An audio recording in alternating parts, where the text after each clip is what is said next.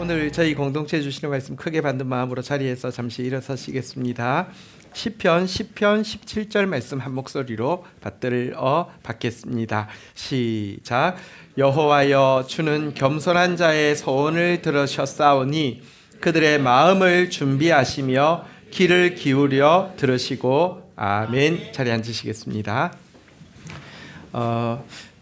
성도 여러분, 기도 가운데 에티오피아 답사 여행, 스바 여왕의 발자취를 밟는 여행 잘 다녀왔습니다.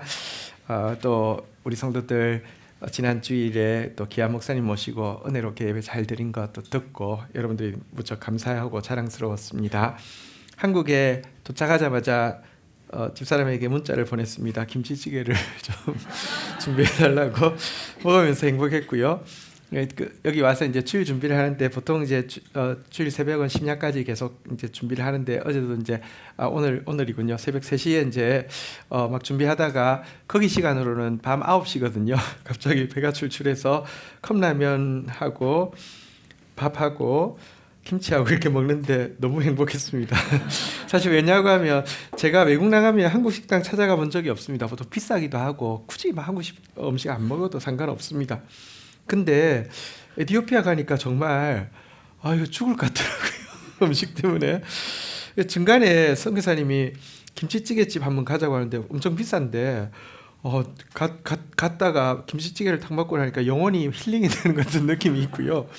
목사님한테도 제가 선교사님한테도 좀 식사 시간 되면 식사 같이 하실래요? 하면 극구 사양하는데 그냥 어중간한데 방에 컵라면하고 햇반 있는데 드실래요? 그러면 무조건 염치 불구하고 달라붙는 거예요. 그래서 무려 선교사님하고 3번이나 방에서 햇반과 컵라면을 먹으러 식사를 했습니다. 선교사님이 이야기하기를 자기 집에 선반을 열면 컵라면이 하나 있는데 너무 아까워서 계속 보고만 있고 못 먹는다고 이야기하는데, 컵라면과 햇반, 김치가 그렇게 소중한 음식인지 에티오피아에 가서 많이 느꼈습니다. 근데 음식이 불편한 건 사실이었지만 그거하고는 비교할 수 없을 정도로 정말 은혜가 너무 크고 놀라워서 정말 감사한 시간이었고요. 여기서 받은 은혜를 어떻게 한 구절로 잘 묘사할 수 있을까 고민이 될 정도로 큰 은혜가 임했습니다. 그리고 에티오피아에서 받은 은혜를 한 구절로 정리하면서 생각해낸 구절이 바로 본문의 구절입니다. 우리 본문의 구절 한 번만 더 같이 읽도록 하겠습니다. 같이 읽겠습니다. 시작. 여호와여, 주는 겸손한 자의 소원을 들으셨사오니 그들의 마음을 준비하시며 귀를 기울여 들으시고. 이 구절 가지고 제목 한번 따라하겠습니다. 겸손한 자의 소원을 들으시는 하나님. 여기 본문에 보면 겸손한 자의 소원을 들으신다 이런 표현이 읽었던 본문에 나와 있는데요. 여기 겸손으로 번역된 자는 사실 성경의 다른 구절들에서는 가련한 자, 공고한 자, 가난한 자, 궁핍한 자 등으로 주로 번역하는 아나브라는 단어이고요.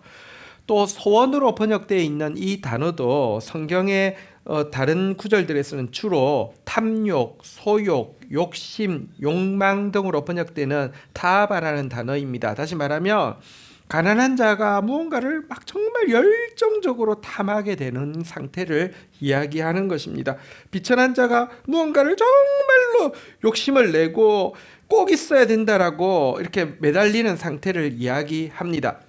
그런데 사실 이 두 단어가 같이 나오는 것이 그렇게 쉬운 경우가 아닙니다.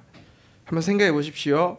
교만한 자, 달리 말하자면 힘있고 가졌고 배웠고 당당한 자는 갈수록 더 많은 것에 대해서 탐욕을 내고 욕심을 내고 욕망을 드러내고 소욕을 드러내는 것이 너무 당연하지만, 여기에 비해서 겸손한 자로 번역되어진 진짜 가련한 사람, 공고한 사람, 가난한 사람, 궁핍한 사람은 무언가를 욕심낸다는 거 드러내지 못합니다. 왜입니까? 주눅들어 있고요, 위축되어 있고요, 조그만 거절의 눈빛이나 몸짓 앞에서도 그냥 쉽게 포기하는 것이 숙명처럼 습관이 되어 있는 사람들이기 때문에 진짜 가난한 자가 뭔가를 막 열망한다 쉽지 않습니다. 그런데 하나님은 이렇게 겸손한 자가 소원을 가질 때 귀를 기울여 들으신다라고 이 구절에서 이야기하고 있습니다. 왜 그렇습니까?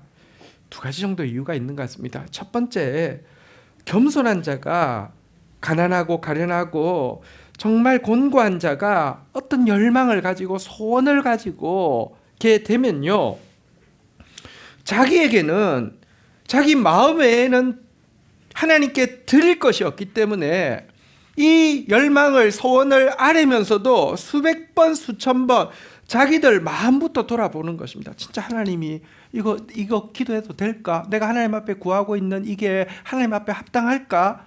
하나님 보시기에 괜찮을까? 수백 번 수천 번 마음을 돌아보게 됩니다. 여기도 보니까 겸손한 자의 소원을 들으셨으니 그들의 마음을 준비하시며, 그러니까 겸손한 자는요, 소원을 가지게 되면 마음이 준비되어진다는 것입니다. 또 두 번째, 하나님께서 겸손한 자의 소원을 들으시는 이유는요, 여러분, 이렇게 마음이 준비된 사람에게 하나님이 응답을 주시면 그 사람은요, 그렇게 받은 이 소원의 응답을 소중하게 간직할 수 있기 때문입니다. 제가 평생 들었던 많은 찬양 중에 우리 블레스는 너무 은혜롭고 감사합니다. 근데 가장 은혜로운 찬양 딱 한 곡을 뽑으라고 하면 곰두리 소리샘이라는 장애인 4명이서 만든 중창단이 불렀던 똑바로 보고 싶어요라는 노래를 잊을 수가 없습니다. 왕의 아이들을 쓰면서 곰두리 소리샘이라는 곳에 그 리더하는 형제를 만나게 되었고 인터뷰를 하고 우리 왕의 아이들의 인생 소감에도 실게 되는 계기로 해서 저희 교회 청소년부 수련회 때 모시게 되었는데요. 그 형제는 하반신이 거의 없고요. 멤버들 중에는 뭐 다운 증후군에다가 외소증을 앓고 있는 자매도 있었고요. 어쨌든 모두가 사실은 목소리조차 제대로 낼 수 없는 사람들이었는데 막 소리를 막 질러가면서 영혼을 다해서 부르는 그 똑바로 보고 싶어요라는 이 특송은 지금도 잊을 수가 없습니다. 가사를 한번 읽어드리겠습니다. 우리 가사가 있거든요. 똑바로 보고 싶어요 주님 온전한 눈짓으로, 똑바로 보고 싶어요 주님 곁눈질 하긴 싫어요. 하지만 내 모습은 온전치 않아 세상이 보는 눈은 마치 날 죄인처럼 멀리하며 외면을 하네요. 주님, 이 낮은 자를 통하여 어디에 쓰시려고 이렇게 초라한 모습으로 만들어 놓으셨나요? 이렇게 고백하고 나서 이렇게 고백하고 있습니다. 당신께 드릴 것은 사모하는 이 마음뿐, 이 생명도 달라시면 십자가에 놓겠으니, 그러니까 하나님 앞에 일단 내가 드릴 것은 마음밖에 없습니다 라고 하고 하나님 앞에 고백하고 나서는 그의 소원을 아뢰고 있습니다. 마지막 내용에 보면요, 허울뿐인 욕심 속에 참빛을 심게 하시고 가식뿐인 세상 속에 미랄로 썩게 하소서. 하나님, 저에게 참빛을 심어주십시오. 그래서 제가 미랄이 되기 원합니다. 하나님, 저는 너무 가난해서 드릴 것이 없지만 당신께 드릴 것은 사모하는 이 마음밖에 없습니다. 이런 고백입니다. 그리고 이런 고백으로 받은 소원은 소중하게 간직할 수밖에 없습니다. 생각해 보십시오. 교만한 자는 하나님 앞에 무언가를 소원할 때 절대 온 마음을 들이지 않습니다. 왜냐하고 하면 하나님 없어도 받을 수 있다고 생각하기 때문입니다. 그리고 설령 그 소원이 응답받았다 할지라도 그것을 소중하게 간직하지도 않습니다. 자기는 워낙 많으니까요. 이 때문에 하나님은 교만한 자가 아니라 겸손한 자의 소원을 들으시며 미련한 것을 택하여 지혜 있는 자를 부끄럽게 하시고 약한 것을 택하여 강한 것을 부끄럽게 하시고 천하고 멸시받고 없는 것을 택하여 있는 것을 부끄럽게 하시는 하나님이신 것입니다. 오늘 우리가 먼저는 이렇게 겸손한 자의 소원을 들으시는 하나님 앞에서 겸손한 자 되어지고, 그렇지만 하나님 때문에 소원 가진 사람 되어지다가 여러분들 마음이 점점 더 준비되어지고 주님께 받은 은혜를 소중하게 간직하는 여러분들 되시기를 주님의 이름으로 축원드립니다. 근데 제가 이번 에티오피아 여행을 하면서 스바 여왕을 생각할 때에 이 구절이 떠오른 이유는 스바 여왕의 소원이, 그 열망이, 그 욕심, 그 탐욕에 가까운 그 욕심이 가난한 자, 겸손한 자의 욕망이었고 소원이었고 하나님이 또 그것에 대해서 멸시하지 않으시고 귀 기울여 들으셨다는 사실 때문에 이 구절이 생각이 났습니다. 사실 에티오피아는 지금도 스바여왕의 나라입니다. 사진을 한번 보여주시면요, 비행기를 타면 잡지가 있잖아요. 에티오피아 항공에 보면 잡지 표지 모델이 이렇게 딱 돼 있어요. 그리고 잡지 이름이 스바예요.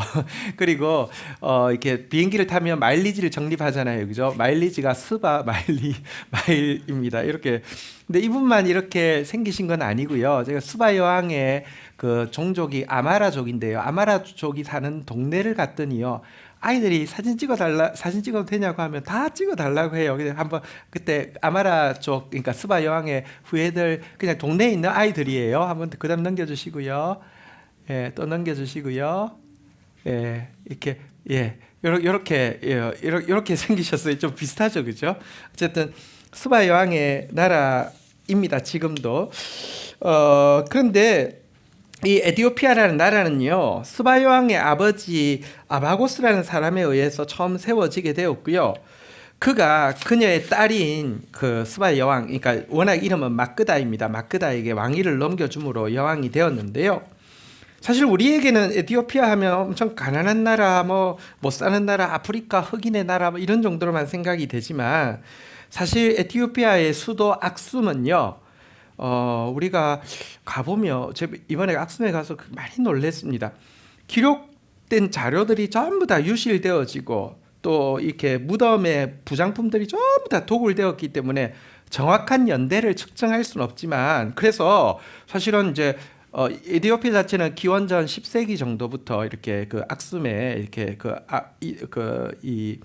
이 스바 여왕의 아버지가 자리를 잡았지만, 기원전 10세기 이거는 자료가 남아있지 않으니까 모르지만, 가장 늦추어서도 기원전 1세기부터 기원 후 6세기까지의 유물로 추정되어지는, 그러니까 최대한 보수적으로 미루어서 이 유물들이 악숨에 가득 차 있는데요. 기원전 1세기부터 기원전 6세기라고 하니까 감이 잘 안 오실 것 같아서 말씀드리면, 우리나라의 고구려 백제 신라가 건국한 시기는 다 기원전 1세기고요. 백제 고구려가 무너지고 신라가 통일한 시대가 이렇게 AD 6세기이니까 한 이 정도 시기라고 생각하시면 되는데요. 이때 여러분 남아 있는 유물 중에 먼저 한번 사진을 좀 보여드리면요, 이것은 그 오벨리스크인데요. 이 오벨리스크가 그러니까 너무 큰 게 무너져 있어서 네 등분이 나 있는 곳이고요. 그 다음 사진에 보시면 이 오벨리스크가 이 반석 위에 끼워서 세우도록 되어 있는데, 그 이쪽 끝에 보시면 평평한 돌이 보이시죠? 저게 이제 반석인데요. 이 반석 무게가 360톤이고요. 오벨리스크 무게가 160톤이고 높이가 33m입니다. 그래서 합치면 520톤인데 전 세계 오벨리스크 중에서 제일 큽니다. 물론 그들은 이게 스바여왕 시대 거라고 이야기하는데, 보수적으로 잡아도 BC 1세기부터 4세기니까 우리로 치면 고구려 백제 신라 건국할 때 전 세계에서 제일 큰 오벨리스크가 있었다. 일단 우리 생각보다는 엄청 큰 나라인 거 알 수 있고요. 또 한 가지 그 다음 사진을 보여드리면요, 십자가 모양으로 된 게 이게 터널로 들어가는 입구인데요. 이 터널이 여러분 무려 길이가 175km입니다.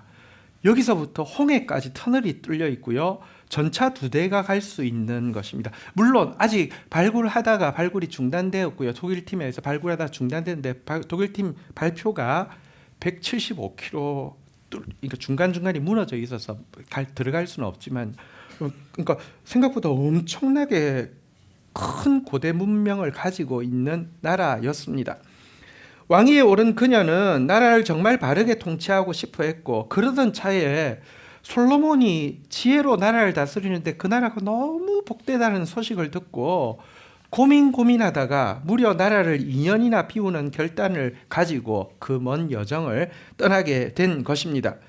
그리고 만난 솔로몬을 통해서 자기가 들은 소문보다 솔로몬의 지혜는 배나 더하다고 감탄하면서 그녀의 부러움을 표시하고 있는데요. 열왕기상 10장 8절부터 보면은, 8절부터 한번 보겠습니다. 이렇게 부러움을 표현합니다. 교도가겠습니다. 복되도다 당신의 사람들이여, 복되도다 당신의 이 신하들이여, 항상 당신 앞에서 당신의 지혜를 들음이로다. 9절 한번 읽어볼까요? 시작. 당신의 하나님 여호와를 송축할지로다. 여호와께서 당신을 기뻐하사 이스라엘 왕위를 올리셨고 여호와께서 영원히 이스라엘을 사랑하심으로 당신을 세워 왕으로 삼아 정의와 공의를 행하게 하셨도다 하고, 너무너무 부러워하면서 당신 백성들 복됩니다. 당신 신하들 복됩니다. 당신을 왕으로 세우신 하나님을 찬양합니다. 하나님이 당신을 세우신 이유는, 당신에게 지혜를 주신 이유는 정의와 공의를 행함으로 이 나라가 영원한 나라가 되게 하기 위함입니다 라고 찬사를 보냅니다. 입으로만 찬사를 보내는 것이 아니라 10절에 보면요, 이렇게 그의 감격을 표현합니다. 같이 읽겠습니다. 시작. 이에 그가 금 120달란트와 심이 많은 향품과 보석을 왕에게 드렸으니 스바의 여왕이 솔로몬 왕에게 드린 것처럼 많은 향품이 다시 오지 아니하였더라.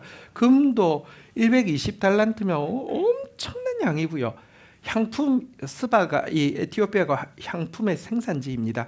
가장 많은 향품, 전무후무한 향품을 드릴 정도로 정말 그의 감격을 표현하고 있습니다. 솔로몬 입장에서도 어떤 나라의 왕이 뭔가를 주면 답례를 하잖아요. 우리도 지금도 마찬가지잖아요. 뭐 국빈이 와서 뭘 선물을 하게 돼 있고 또 우리도 선물을 하잖아요. 이때 솔로몬에게 스바 여왕이 소원을 빌고 있습니다. 이렇게 가난한 마음으로 와서요, 정말 아낌없이 쏟아부으면서 한 가지 소원을 빌고 있는 내용이 열왕기상 10장 13절에 나오는데요. 솔로몬 왕이 왕의 규례대로 스바 여왕에게 물건을 준 것 외에 또 그의 소원대로 구하는 것을 주니 이에 그가 그의 신하들과 함께 본국으로 돌아갔더라. 여기 보면 스바 여왕이 소원을 빌었고요, 솔로몬은 그것을 주었다라고 되어 있는데 이 소원이 무엇일까요? 지금부터는 이제 에티오피아의 기록을 중심으로 말씀을 드리겠습니다. 두 가지였는데요. 첫 번째는 솔로몬의 아이를 가지기 원하는 것이었고요. 두 번째는 언약궤를 달라는 것이었다는 것이 에티오피아의 기록입니다. 그녀는 지혜를 얻기 위해 반신반의하며 먼 길을 오긴 왔지만 소문보다 배나 더한 솔로몬의 지혜에 매료되었고 그 지혜를 가진 솔로몬에게 진실로 사랑에 빠지게 되었고요. 더 나아가 솔로몬의 지혜의 핵심인 하나님의 말씀에 완전히 매료되었던 것입니다.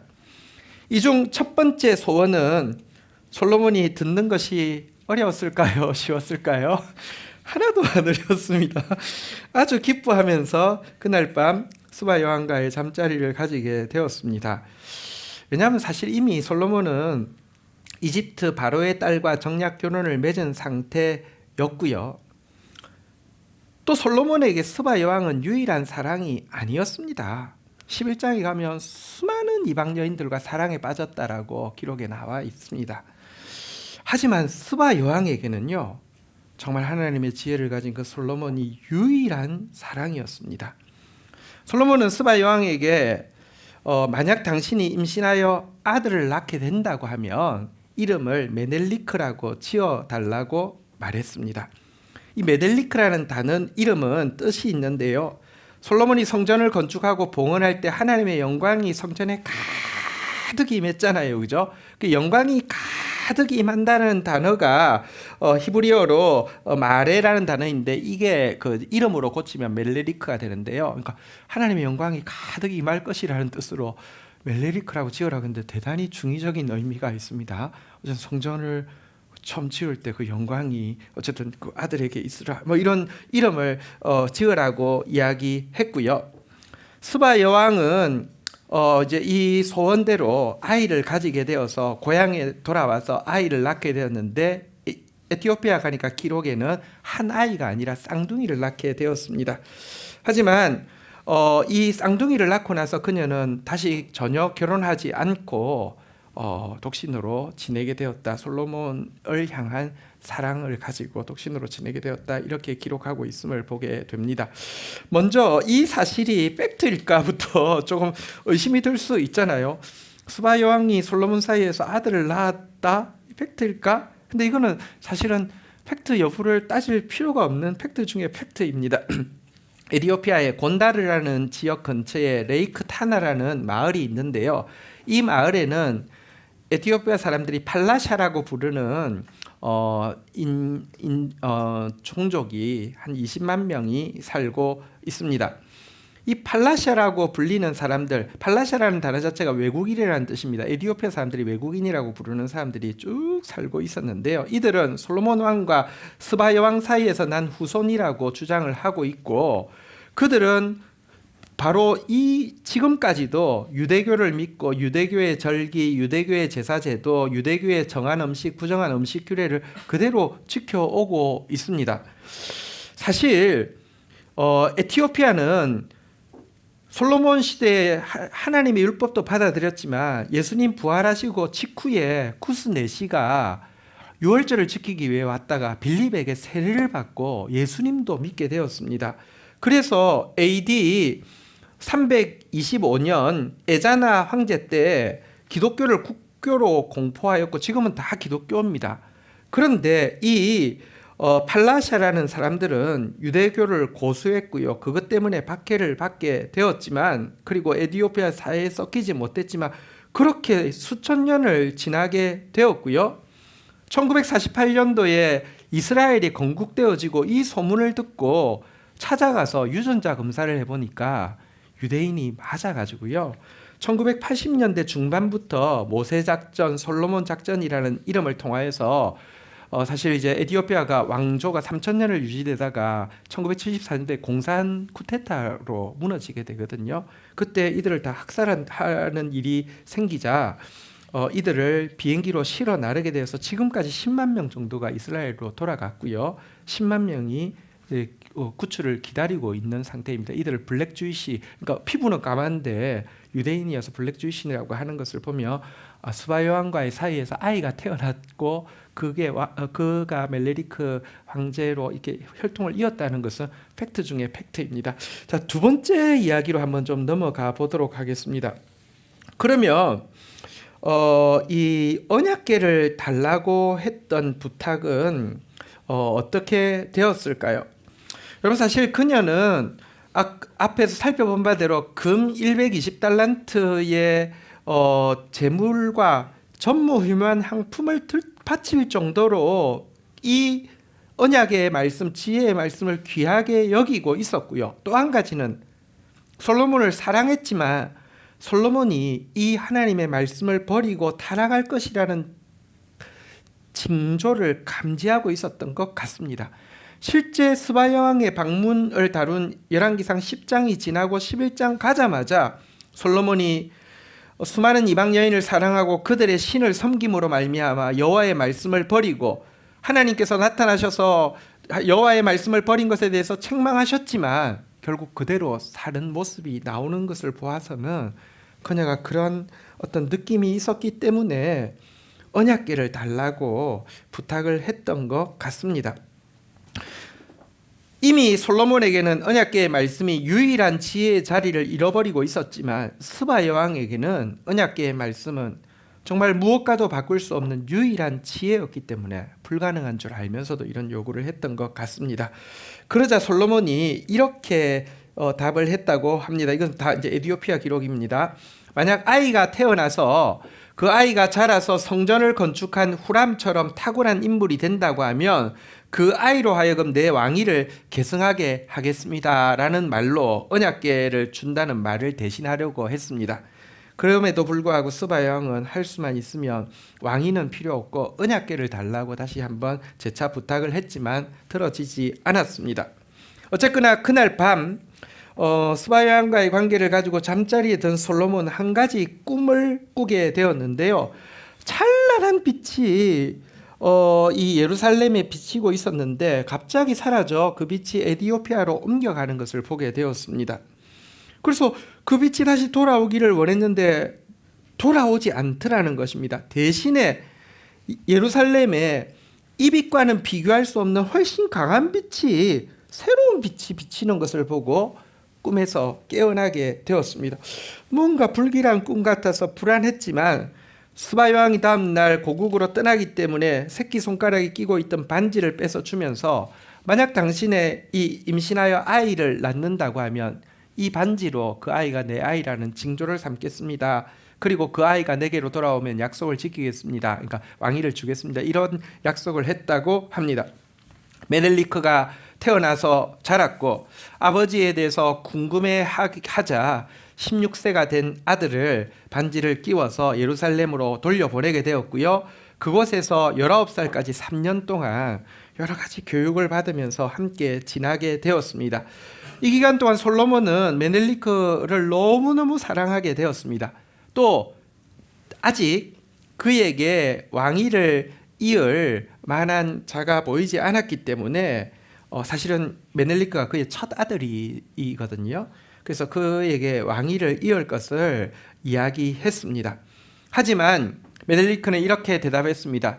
아버지에게는 저보다 더 나은 동생 르호보암이 있습니다. 르호보암은 그 당시 10살이었습니다. 그는 합법적인 아내에게서 태어났지만 제 어머니는 율법으로는 아버지의 아내가 아니므로 저는 아버지의 축복을 받고 어머니께로 돌아가야만 합니다. 라고 거절했다고 합니다. 솔로몬이 너무 아쉬워서 나도 내 아버지가 전쟁 중에 희야장수의 아내를 취하여 그 사이에서 난 자식이라고 이렇게 이야기까지 했지만 어머니께 돌아갈 것을 약속드렸다라고 하면서 축복해 달라고 부탁해서 돌려보낼 수밖에 없었습니다. 이에 솔로몬이 그 당시 제사장이 사독이었습니다. 이 사독에서 이제 나중에 사두개인이라고 부르는 게 제사장을 부르는 이름이 되죠. 사독의 장남이 아사랴가 있는데요. 아사랴를 비롯해 가지고 12지파에서 똑똑하고 경건한 장남 각각 1000명씩을 선발해서 12,000명을 메넬리크와 함께 에티오피아 왕국을 견고하게 하는 일을 위하여서 보내게 됩니다. 그런데 출발하기 전날 밤 제사장 사독의 장남인 아사랴의 꿈에 하나님께서 임하셔서 곧 성전에 나의 진노를 쏟아 부을 것인데 그 전에 언약궤를 옮겨야 한다라는 계시를 주게 되었습니다. 하지만 여러분, 언약궤를 옮긴다는 건 정말 말이 안 되는 일이기 때문에 말이 안 된다고 생각하고 무시하고 다시 잠자리에 들었는데 다시 꿈속에서 일어나서 너가 만든 나무 궤짝을 가지고 오라. 그러면 내가 성소의 문을 열고 너가 하나님의 언약궤를 가져갈 수 있도록 내가 안내자가 되어 줄 것이다 라고 명령하셨고요. 이에 아사랴는 자기가 만든, 그러니까 다시 말하자면 이제 모조품인 가짜 나무 궤짝을 가지고 성소에 들어가서 그것을 두고 언약궤를 가지고 나왔다는 것입니다. 그리고 이제 에티오피아를 향해서 출발했는데 하나님의 도우심 가운데 일반적인 속도의 10배가 넘는 빠른 속도로 그 에티오피아를 향해서 막 가게 되었고요. 메넬리크가 떠난 이후에 솔로몬이 너무 크게 슬퍼하자 사독이 무슨 일이냐고, 아들을 사랑하시는 건 아는데 그래도 아들 축복하고 이렇게 좋은 인재들까지 보냈는데 왜 이렇게 슬퍼하냐고 하니까 그제서야 이야기를 합니다. 자기가 스바 여왕과 동침한 날 밤에 보았던 환상을 이야기했습니다. 그러자 사독이 깜짝 놀라면서 왜 그 이야기를 진적하지 않았냐고 하면서 빨리 언약궤를 살펴보십시다. 우리에게 임한 빛이라고 하면 하나님의 언약궤 아니겠습니까? 하고 찾아가서 봤더니 나무 궤짝이 있고 언약궤가 사라진 것을 발견했다는 것입니다. 급하게 추격대를 보내었지만 메넬리크 일행의 진행 속도를 도저히 따라잡을 수 없어서 되돌아오게 되었고요. 언약궤를 회수할 수 없다는 사실 앞에서 그들은 화로다, 우리는 선지자의 지혜보다 어리석은 자의 말을 더 사랑했으며 우리는 영광을 받았지만 그것을 잃어버렸습니다 라고 하며 통곡하게 되었습니다. 이때 하나님께서 솔로몬아, 너무 슬퍼하지 말라. 나의 뜻이 이루어졌지 사람 뜻대로 된 것이 아니다 라고 이야기했고, 장로들에게도 이 사실을 알리지 않으면 안 되잖아요. 이거 너무 큰 국가적인 일이니까요. 이때 장로들이 하나님의 뜻이 아니면 언약궤를 취해간 블레셋이 재앙을 겪고 스스로 언약궤를 돌려준 것처럼 반드시 되돌아올 것입니다 라는 말로 이 문제를 해결을 했다는, 매듭을 지었다는 내용이 에티오피아의 기록입니다. 그러면 이 이야기는 또 팩트일까요? 어떨까요? 저는 사실 이번에 에티오피아 여행을 하면서는 어쩌면 팩트일 수 있겠다라는 생각이 조금 더 강해지기는 했습니다. 왜냐고 하면 제가 성경을 다각도로 좀 살펴보게 되었는데요. 여러분, 예루살렘 솔로몬이 성전을 건축하고 나서 성전이 약탈당한 기록은 2번이 나옵니다. 첫 번째는 바로 이 메넬리크가 돌아간 직후 솔로몬의 아들 르호보암 때의 일입니다. 한번 볼까요? 열왕기상 14장 25절 내용 한번 보시겠습니다. 르호보암 왕 제5년에 애굽의 왕 시삭이 올라와서 예루살렘을 치고 26절 한번 읽어볼까요? 시작. 여호와의 성전의 보물과 왕궁의 보물을 모두 빼앗고 또 솔로몬이 만든 금방패를 다 빼앗습니다. 여기 보면 성전의 보물 뭐 다 빼앗아 갔다 이런 이야기가 나오는데 보물이라고 돼 있고 뭐 금방패 뭐 이런 것들은 표기가 돼 있는데 언약궤에 대해서는 언급이 없습니다. 뭐 당연히 두 번째 이제 털려간 기록은 성전을 무너뜨리고 유다를 무너뜨린 느부갓네살 이때의 일인데요. 이때도 보면 성전 안에서 금은 그릇을 옮겨갔다라는 표현이 있지만 제일 중요한 언약궤 기록은 나와 있지 않습니다. 그렇다고 하면 상식적으로 생각하면 언약궤가 없어진 것은 르호보암 시대 이전에 솔로몬 시대라는 것을 알 수 있고요. 그러면 진짜 스바 여왕 혹은 메넬리크 그 아들 때에 가져갔을 수 있다라는 상식적인 생각을 할 수 있습니다. 또 한 가지는 에티오피아에서 지금까지 진행되고 있는 뜸까트라는 축제가 실제로 언약궤가 에티오피아에 왔을 수 있다라는 것을 증언해 주는데요. 메넬리크는 이 언약궤를 가져왔는데 이걸 정말 잘 보관하기 위해서 타나호라는 아주 외딴 지역에 수도원을 건설하고 그곳에 숨겨두었습니다. 1400년 동안 타나호라는 아주 외딴 곳에 숨겨두었다가 악숨 이 수도가 완전히 이제 그 견고해진 AD 4세기경의 악숨으로 옮겨와서 현재까지 보관하고 있다고 악숨에서 보관하고 있다고 주장하는데요. 한번 사진을 한번 좀 보시면요. 이것이 이제 악숨에 있는 언약궤를 보관하고 있다고 하는 그 성전입니다. 그다음 사진 보여주시면 옆면도 보시면 이렇게 생겼고요. 근데 여기에는 있는데 볼 수가 없는 것은 그 다음 사진 한번 보시면요.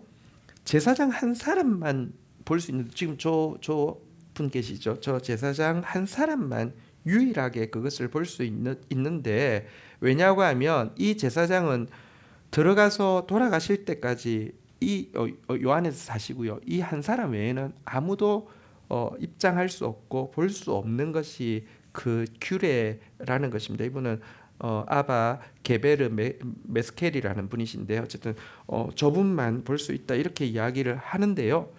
그런데 어쨌거나 이 언약궤가 온 것을 기뻐하는 축제가 바로 뜸까트라는 축제인데요. 신기하게 제가 사실은 날짜를 모르고 출발했는데 제가 간 주간이 뜸까트 축제가 있는 주간이었습니다. 한번 사실 사진이 너무 많아서 그냥 다 보여드릴 수는 없고 제가 한번 사진전을 해야 되나 할 정도로 사진이 너무 많은데요. 근데 어쨌든 한번 뜸까트 축제 영상 한번 좀 보여드리겠습니다. 소리.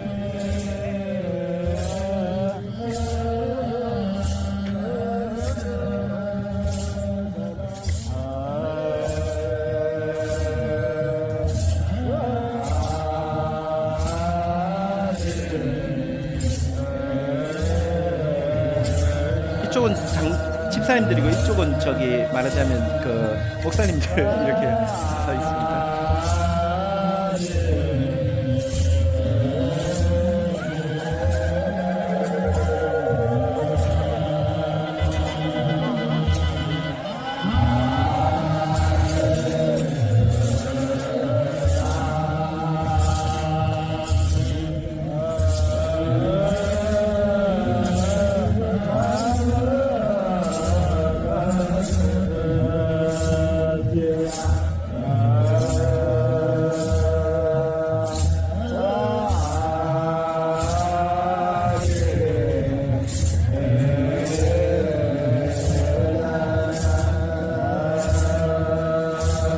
저쪽에 그 모여있는 황금색 보시고 머리에 이고 있는 게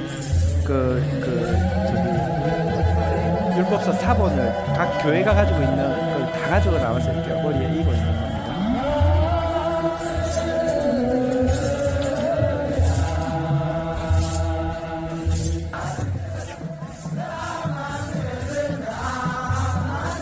기뻐서 막 춤추는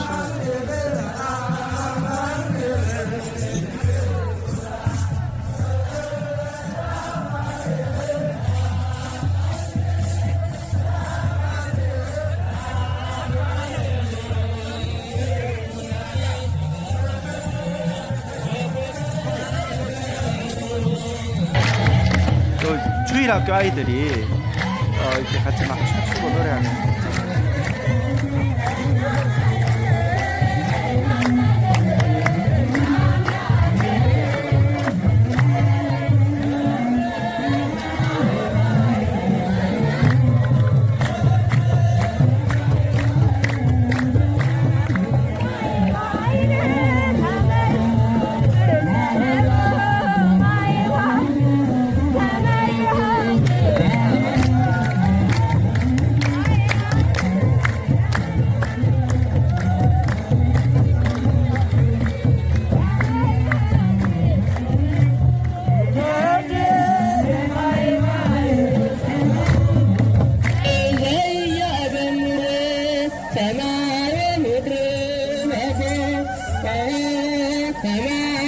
저기 우산처럼 보이는 거 아래에 있는 게 다 저기 언약궤 말씀들만 이렇게 들고.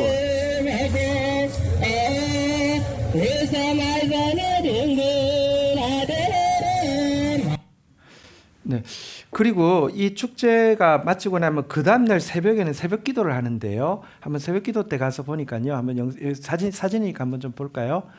이제 이거 좀 한번 좀 꺼주실래요? 예. 그러니까 이제 그 율법을 막 읽고 있는 장면이고요. 또 그다음에 한번 좀 보여주시죠. 그래서 사람들이 저 별이 떠 있죠, 그죠? 새벽부터 모여가지고 아침 해가 뜰 때까지 그렇게 이제 예배를 드려요. 그리고요, 보시면 아이도 이제 다 초를 켜고요. 그다음에 사람들 이렇게 흰 옷 입고 다 와서 새벽에 이렇게 이 예배를 드리고 있어요. 그리고 아이들도 이렇게 옆에서 막 이렇게 있고요. 이 아이들은 깨 있는데 어떤 아이들은 이렇게 새벽부터 안 늦으려고 길거리에서 자다가 못 일어나가지고 이불 뒤집어 쓰고 자고 있는 아이들도 있고요. 어쨌든 근데 이게 3,000년을 이렇게 지속한다는 게 이게 진짜 없이 가능한가 이런 생각이 사실은 좀 많이 들었습니다. 물론 여러분 말씀을 좀 정리하자면 언약궤가 정말 그러면 에티오피아에 있느냐 그건 중요하지 않습니다. 어떤 일부 사람들은 이 언약궤를 찾아와서 예루살렘에 제3성전이 세워졌을 때 그 언약궤가 딱 들어오는 순간 하나님 예수님께서 임하신다고 막 이걸 찾아와야 된다고 막 주장하는 일부 사람이 있습니다. 저는 그렇게 생각하지 않습니다. 정말 있을 수도 있고 아니어도 괜찮다고 생각합니다. 왜냐하면 어차피 언약궤는 그림자고요. 아까 솔로몬에게도 이야기했잖아요. 이게 사라졌지만 새로운 빛이 더 강한 빛이 비쳤다. 그 예수님이시잖아요. 예레미야가 이렇게 예언을 했습니다. 그들 가운데 내가 또 내 마음에 합한 목자들을 너희에게 주리니 그들이 지식과 명철로 너희를 양육하리라. 예수님과 예수님의 제자들의 말씀이 쭉 전해지고 나면요 16절에 보면요 여호와의 말씀이니라 너희가 이 땅에서 번성하여 많아질 때는 사람들이 여호와의 언약궤를 다시 말하지 아니할 것이요 생각하지 아니할 것이요 기억하지 아니할 것이요 찾지 아니할 것이고 다시는 만들지 아니할 것이며 왜냐하면 언약의 본체가 예수님이시고 예수님이 오셨기 때문입니다. 요한계시록에도 보면 이 14장로들이 예수 그리스도 앞에서 엎드려서 절하면서 당신이 영원토록 왕도로 다십니다라고 할 때 하늘의 성전이 열리고 하나님의 언약궤가 보인다 이런 부분도 있습니다. 그래서 이거 자체가 중요한 것은 아닙니다. 그러나 여러분 스바 여왕이 소원했던 두 가지 정말 솔로몬의 아이를 낳고 그 아이가 어쨌든 1974년도에 왕조가 무너지기까지 3,000년을 유지되었다는 것과 또 만약 실제로 언약궤가 에티오피아로 옮겨져서 지금까지 보관 중이라고 하면 우리가 오늘 읽었던 성경 구절대로 겸손한 자의 소원을 여호와께서 귀 기울여 들으신다는 것에 대한 분명한 증거가 되어지고, 또한 겸손한 자는 이렇게 받은 은혜를 잘 보존할 수 있다는 것에 대한 살아있는 증거가 되어진다라고 할 수 있습니다. 어쩌면 에티오피아가 과거에는 그렇게 큰 나라였지만 금세기에는 특별히 식민주의가 막 확산되어지고 아프리카는 막 그 노예의 원산지가 되어지고 난 이 시기에는 또 약한 나라가 되어 있기 때문에 이 은혜를, 아까 그 뜸같은 축대 같은 이런 은혜를 원형 그대로 보존할 수 있었던 것은 아닌가, 이런 생각도 하게 됩니다. 사실 여러분, 말도 안 되는 웃기는 이단이 있습니다. 몰몬교라는 이단인데요. 이건 뭐냐고 하면 미국 중심주의거든요. 예수님이 재림할 때 영어를 쓰신대요. 왜냐고 하면 미국이 제2의 이스라엘이기 때문이랍니다. 그 근거가 뭐라고 이야기하냐고 하면, 예루살렘이 멸망할 때 BC 그 5세기에 그 리하이하고 뭐 니파이라는 뭐 선지자가 고대 이집트어와 히브리어가 섞인 성경을 가지고 미국으로 넘어왔대요. 근데 AD 4세기에 몰몬이라는 사람이 이 기록들을 요약해서 금판에다가 기록해서 땅에 묻었대요. 근데 1805년도 조셉 스미스가 환상 가운데 이 몰몬 아들이 나타나가지고 뉴욕주 어느 시골 언덕에 그것이 묻혀 있으니 파라고 해서 팠대요. 금판을 발견하고 그거를 다시 이렇게 그 옮겨놓은 것이 몰몬경인데 번역을 할 수가 없었는데, 그 옆에 그 금판 옆에 돌 2개가 있었는데 그게 우림과 둠빔이래요. 이것을 탁 댔더니 번역이 돼가지고 만들었다는 게 몰몬경이에요. 근데 그거가 통하는 이유가 뭐냐고 하면 미국이라는 그 우월주의 때문에 통하잖아요. 근데 실제 정말로 언약궤가 있을 확률이 그렇게 높음에도 불구하고 아무도 관심 가지지 않은 것은 작은 자이기 때문에 그 은혜를 그대로 보존할 수 있었다. 이게 참 아이러니한 은혜다, 이런 생각을 좀 하게 되었습니다. 말씀을 정리하겠습니다. 오늘 성경 구절 한 번만 더 읽고 제목 한번 따라하고 말씀 마치겠습니다. 성경 구절 같이 한번 읽도록 하겠습니다. 시편 17절 읽겠습니다. 시작. 여호와여, 주는 겸손한 자의 소원을 들으셨사오니 그들의 마음을 준비하시며 귀를 기울여 들으시고. 한번 따라하겠습니다. 겸손한 자의 소원을 들으시는 하나님, 겸손한 자 되어서 하나님 앞에 정말 갈망하는 소원을 아래다가 응답받고 소중하게 간직하여 축복을 그대로 전수하는 저와 여러분들이 되기를 주의 이름으로 축원드립니다. 자리에서 일어서시겠습니다. 함께 찬양하며 나가도록 하겠습니다.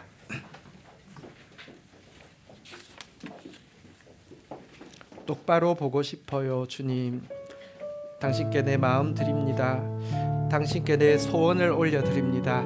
들어주옵소서. 고백 담아 찬양하겠습니다.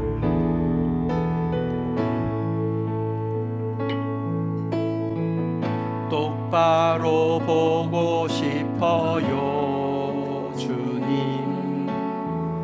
온전한 눈짓으로 똑바로 보고 싶어요, 주님. 곁눈질하긴 싫어요. 하지만 내 모습은 온전치 않아. 세상이 보는 마치 날 죄인처럼 멀리하며 외면을 하네요. 주님, 이 낮은 자를 통하여 어디에 쓰시려고 이렇게 초라한 모습으로 만들어 놓으셨나요? 당신께 드릴 것은 사모하는 이 마음뿐.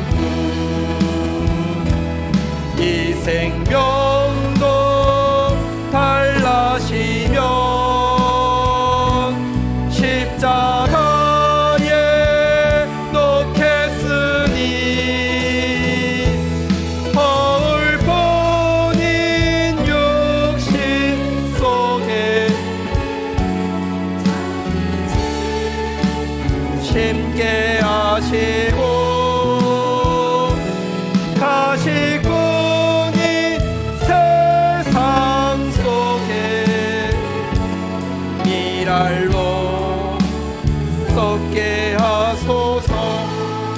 우리 한 번 더 고백하겠습니다. 사실 스바요왕이 전혀 꿀릴 건 없는데 아이를 갖고 싶다라고 이렇게 사실 좀 여자 입장에서 먼저 부탁하는 것도 참 그랬을 것 같고요. 또 특별히 거절당할 거 뻔히 알면서도 언약궤 달라고 부탁하는 것도 그렇고요.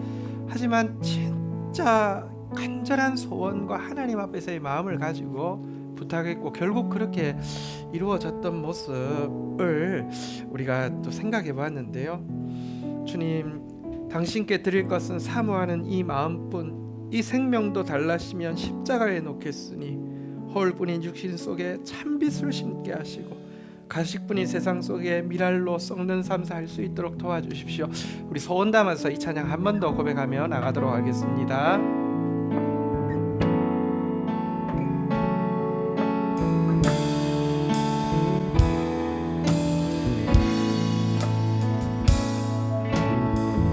똑바로 보고 싶어요 주님, 온전한 눈짓으로 똑바로 보고 싶어요 주님, 견눈질하긴 싫어요. 하지만 내 모습은 온전치 않아 세상이 보는 눈은 마치 날 죄인처럼 멀리하며 외면을 하네요. 주님, 이 낮은 자를 통하여 어디에 쓰시려고 이렇게 초라한 모습으로